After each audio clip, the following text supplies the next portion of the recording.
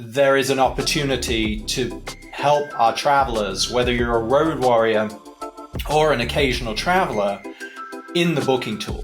Because there's a lot of information that we spit out of them without wrapping it up in some kind of context. We could do a lot there.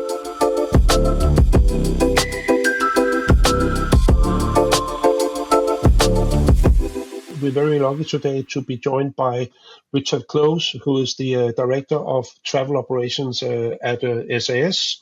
And some of you might know SAS. It's a company that specializes in data and analyzing and working with data. So, Richard, you are a super qualified travel buyer living inside a data specialist company. Welcome to the session.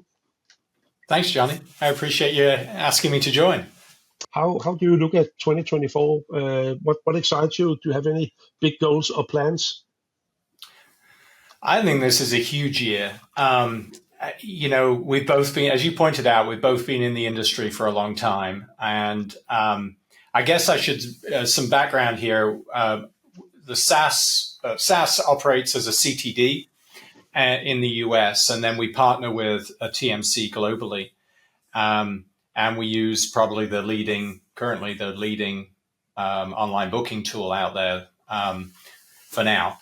And anyway, so we've reached a crossroads, and that crossroads has two paths.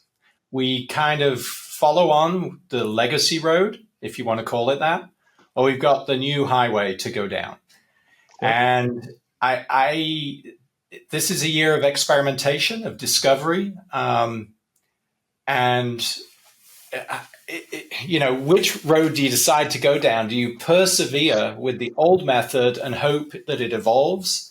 Or do you just wipe the slate clean, start with someone new who is writing the path or making that road based on the current technology, not from the technology from 30, 40 years ago? So I think this is a massive year. I think I'd be curious to see where we'll be at the end of this year. I really think the way you describe and present it represents what a lot of travel buyers out there are currently thinking. Right? It really seems like this is a different year than in the past, where we might saw a new premium economy class popped up and became part of the industry. Because we are at a crossroad, both with new technologies and with the industry really changing how things are kind of being done. So is there any particular new technologies that excite you right now? Is there anything that you're thinking, AI or cloud or something you really see having a much bigger role in your program?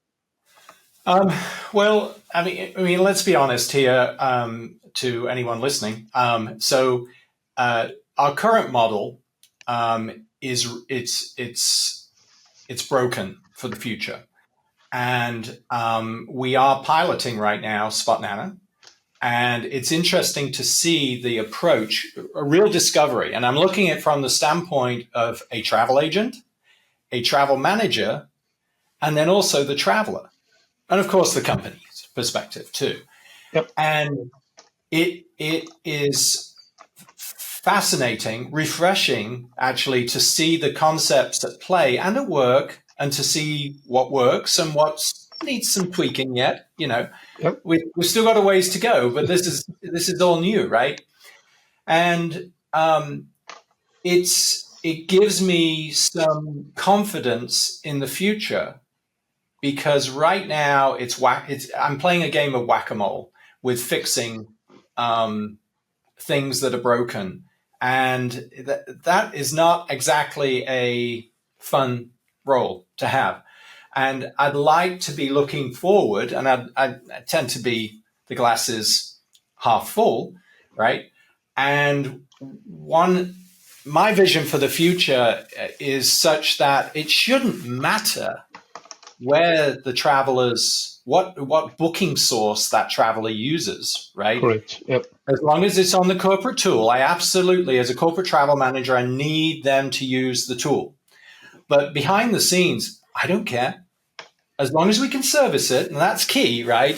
You can't just have it fresh booking, right? You've got to be able to service it. That is absolute requirement.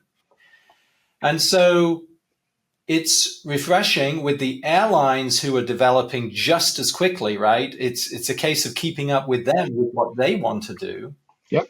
Can the tools keep up with it? And that's where we've seen the problems just coming to the surface every day.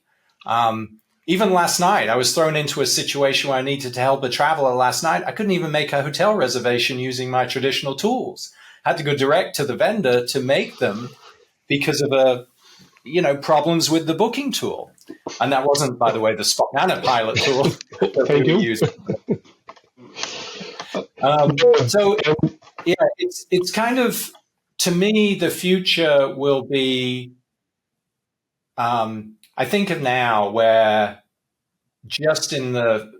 we've been on a pilot now for a month with Spotnana.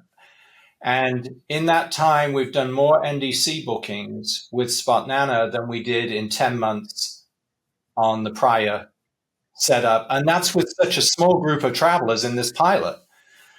So, you see some of the announcements from the likes of American about how they plan to, or their requirements for being a corporate partner.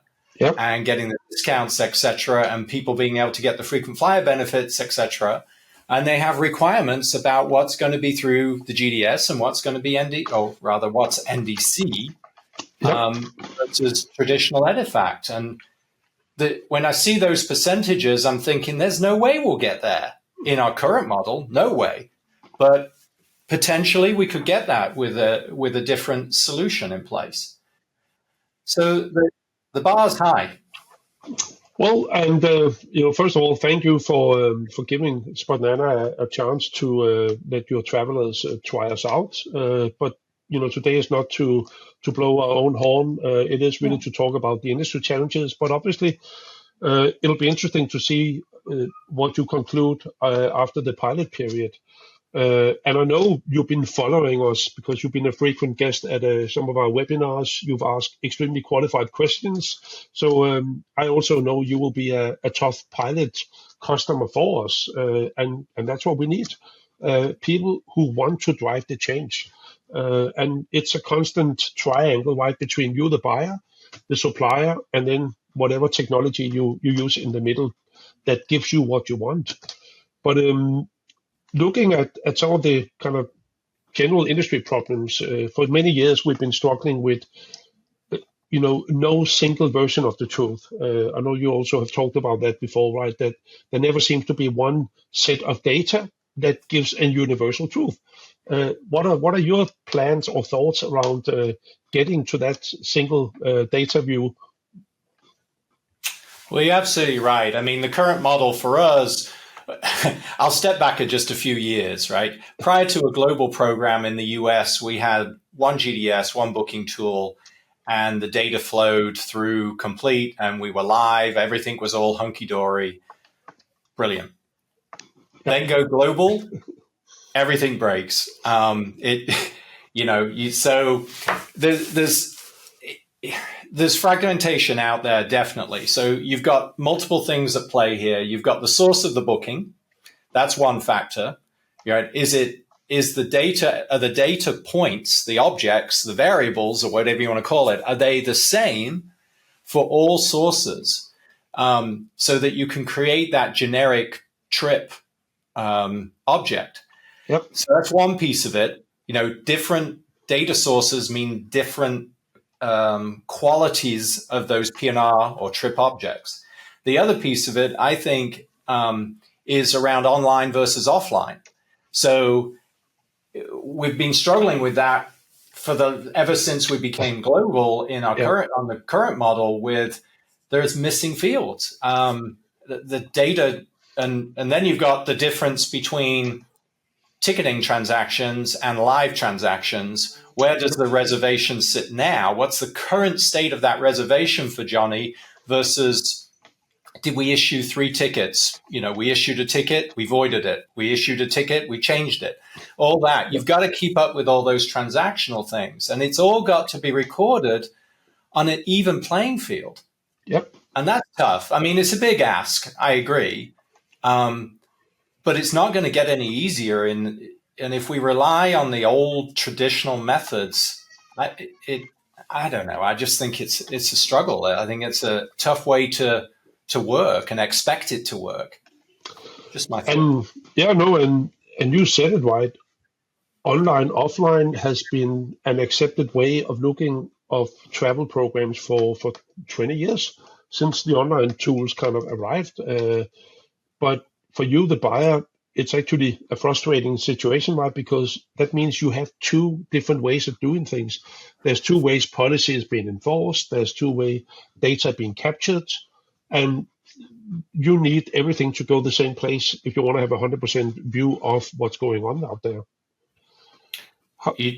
Yeah, you're totally right. I mean,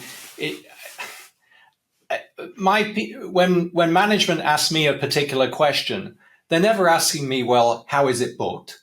What booking source? No. They're asking me, who is where right now? Did that guy book that trip yet? And when does he arrive? Where's he staying? They don't care, and they shouldn't have to care, right? So it should be the same, right? And I think that is one of the things that at least we are moving into that new world where you will hopefully start seeing everything coming in one format. But looking at another interesting trend that's starting to emerge is travel policy has historically been based on hierarchies in the organization. So senior management could do one thing, others could do something. But companies are starting to create different personas or kind of groups of travelers based on behavior, based on frequency. Are you playing around with those principles? Yeah, we looked at that, the concept of, we currently have what we call level 1 and level 2. So the 1%ers are in the level 1, right? And they have a slightly different policy to the level 2 folks.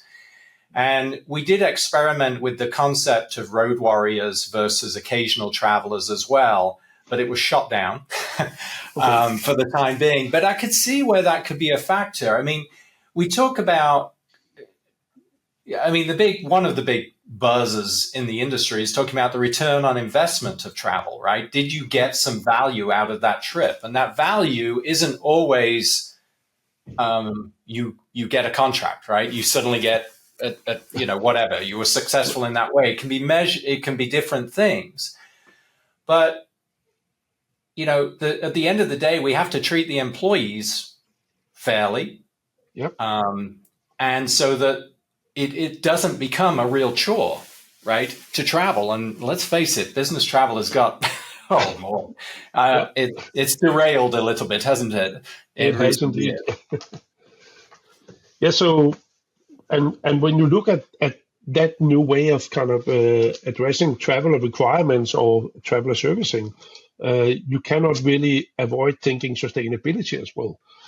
Because are you as a company, have you started changing what you buy because of sustainability? Are you more in you're monitoring and observing, but you haven't made any direct changes? No, we've certainly talked about it. We've been talking about it for a number of years, and we're monitoring it. We're providing stats. We even have our own team internally that deals with this, deals with customers requesting to know about our policies around it. Yeah. It's a big deal for us. People are talking about it. I would say in the US, it's a little difficult, right? Just because the distances are so great. You don't really have an option to go from East Coast to West Coast other than flying, right? Not in a timely manner. Nope. Airplane fuel, that's a factor. That's a big industry problem that they want to solve. It's hard to differentiate. The tools aren't doing a great job right now of differentiating between, is one hotel better, more green than another, for example? it's difficult to know, to make informed decisions, because there doesn't seem to be a whole lot of standards around it. I do think in Europe, where rail travel is huge, that's a great area where we could do more to influence the travelers to take a train instead of flying. You know, when you're talking about potentially, I don't know, up to a 4-hour train journey, it seems like that's well worth it when you go city center to city center, right? Versus going to the airport, checking in an hour and a half early, dealing with all that mess, right? So I think there's a long way to go. We are watching the space, but I'm not sure there's a whole lot we can do right now in the US. That's just my personal take. Yeah, no, and I mean you're right. And also one thing that at least I've observed is that a lot of global travel managers or travel program owners are more than busy enough dealing with the kind of optimizations of what you buy. And are you prepared to suddenly become a sustainability expert, or do you see this belonging somewhere else in the company? Somebody else will look at these data and make decisions. What is that even being discussed inside SAS? Well, so two things. Don't let me forget that. But the other thing I just wanted to add is we did have a talk with our preferred car rental vendor about at our headquarters location about the idea of electric vehicles and getting them more readily available. But the infrastructure is just not there right now to support that. But that would be when I look out the window at our campus, I see lots of charging stations, right? We're very progressive in that way. And so it would be logical, wouldn't we do the same for our travelers coming in, let them have an electric car and charge it during the day and in the parking lot? I think that's a great idea. The problem is the industry hasn't caught up with that yet. It's just not quite there. So that was the one thing. As far as if I had to do everything on my own around sustainability, I'd really struggle. But we do have some experts in the company who understand it all. They are the experts. I'm just a supplier of data. If that's assuming I get decent data, which I'm struggling with right now, right? So we go back to the data piece of it.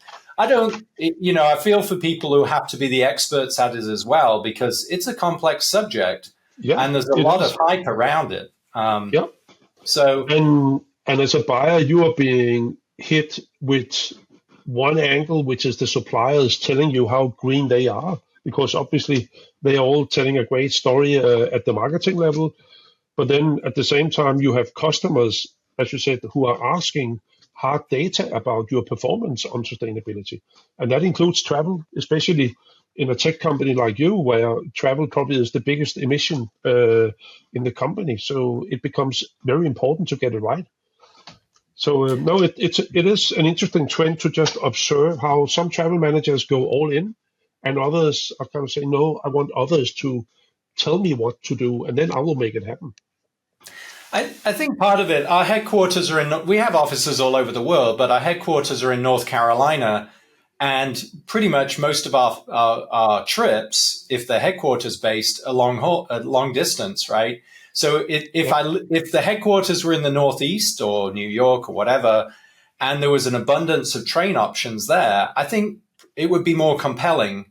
And I would certainly be on it more than I am right now. I mean, our Raleigh, New York, Raleigh, Washington are our top two markets, and neither of those are particularly great options for train at all. Not if you want to do a quick trip. No, that's true. Yeah. So obviously, 24 will be the year of many things, but AI is probably one of the big trends. What are your thoughts and plans on embedding AI technology more into the travel program? Have you done anything, or are you planning anything? Well, am I planning anything? No, but I'm certainly watching the space. I do think in general, there is an opportunity to help our travelers, whether you're a road warrior or an occasional traveler, in the booking tool, because there's a lot of information that we spit out at them without wrapping it up in some kind of context.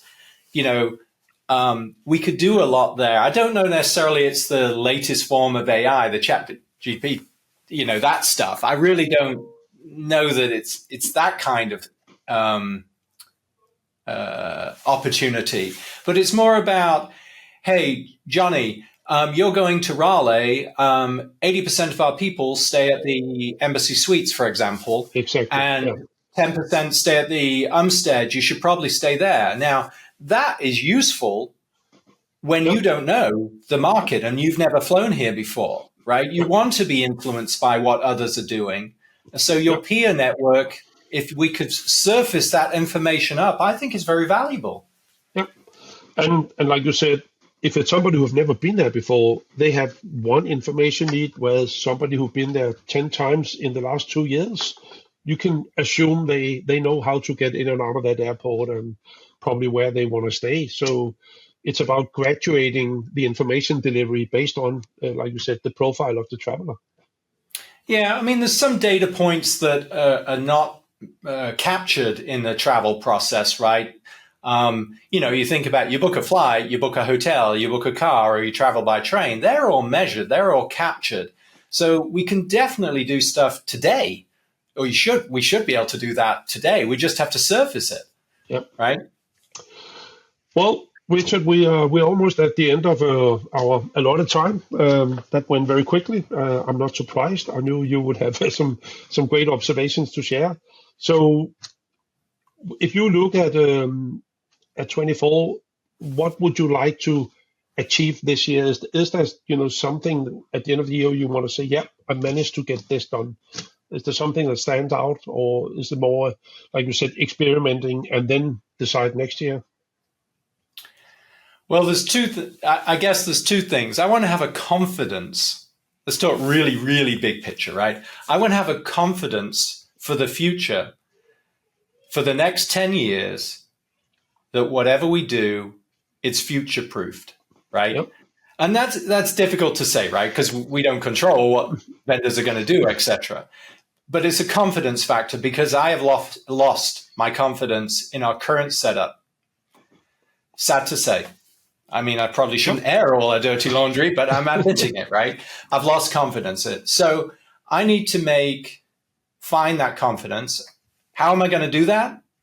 That's where I'm shopping the market a little bit to figure out what the best tool forward is for us that can solve these problems, and not just in the US. It has to be for us, we're a global company. We've got to solve it globally too. So there you go, two things. Thank you very much for joining me today. Really appreciate it, and good luck with your 2024 plans. Thank you, Johnny. I appreciate it. Thanks again for inviting me. Cheers.